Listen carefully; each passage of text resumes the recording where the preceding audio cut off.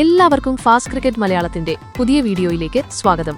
Cricket ലോകത്തെ ഏറ്റവും പുതിയ വാർത്തകൾ ആദ്യമേ അറിയാൻ ഈ ചാനൽ മറക്കാതെ സബ്സ്ക്രൈബ് ചെയ്യുക.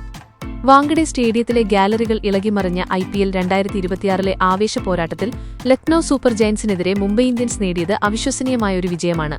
മത്സരത്തിന് തൊട്ടുമുമ്പ് ഹാർദിക് പാണ്ഡ്യയുടെ അപ്രതീക്ഷിതമായ അഭാവത്തിൽ സൂര്യകുമാർ യാദവ് ടോസിനായി എത്തിയപ്പോൾ തന്നെ മുംബൈ ആരാധകർ ഒന്നടങ്കം ഞെട്ടിയിരുന്നു. എന്നാൽ ആ ഞെട്ടലിനെ ആവേശമാക്കി മാറ്റുന്ന പ്രകടനമാണ് പിന്നീട് മൈതാനത്ത് അരങ്ങേറിയത്. ടോസ് നേടിയ സൂര്യകുമാർ ബൌളിംഗ് തിരഞ്ഞെടുത്തതോടെ ലക്നൌവിനു വേണ്ടി മിച്ചൽ മാർഷും ഐഡൻ മർക്രമും ചേർന്ന് ഒരു വെടിക്കെട്ട് തുടക്കമാണ് നൽകിയത്. 25 പന്തിൽ 31 റൺസുമായി മർക്രം പിന്തുണ നൽകിയപ്പോൾ മിച്ചൽ മാർഷ് 44 റൺസ് അടിച്ചുകൂട്ടി. പിന്നീട് ക്രീസിലെത്തിയ നിക്കോളാസ് പൂരൻ മുംബൈ ബൌളർമാരെ നിലംപരിശാക്കി സിക്സറുകളുടെ പെരുമഴ തന്നെ തീർത്തു.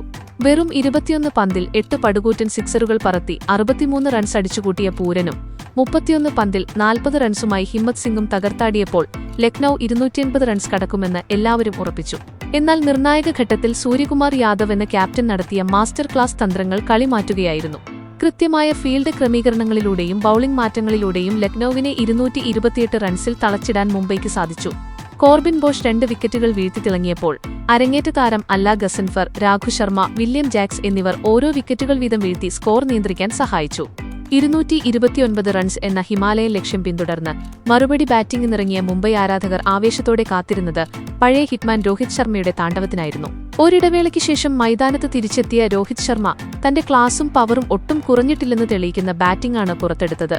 44 പന്തിൽ അതിമനോഹരമായ സിക്സറുകളും 6 ഫോറുകളും ഉൾപ്പെടെ 84 റൺസ് വാരിക്കൂട്ടി രോഹിത് വാങ്കഡയെ പ്രകമ്പനം കൊള്ളിച്ചു.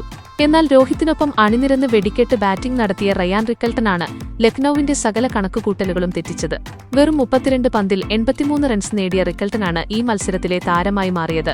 രോഹിത്തും റിക്കൽട്ടണും ചേർന്ന് പടുത്തുയർത്തിയ 143 റൺസിന്റെ അവിശ്വസനീയമായ കൂട്ടുകെട്ട് മുംബൈയുടെ വിജയം അനായാസമാക്കി.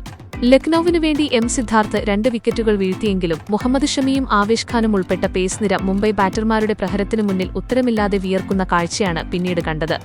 ഷമി 4 ഓവറിൽ 53 റൺസും ആവേശ് ഖാൻ 4 ഓവറിൽ 56 റൺസും വിട്ടുകൊടുത്തു.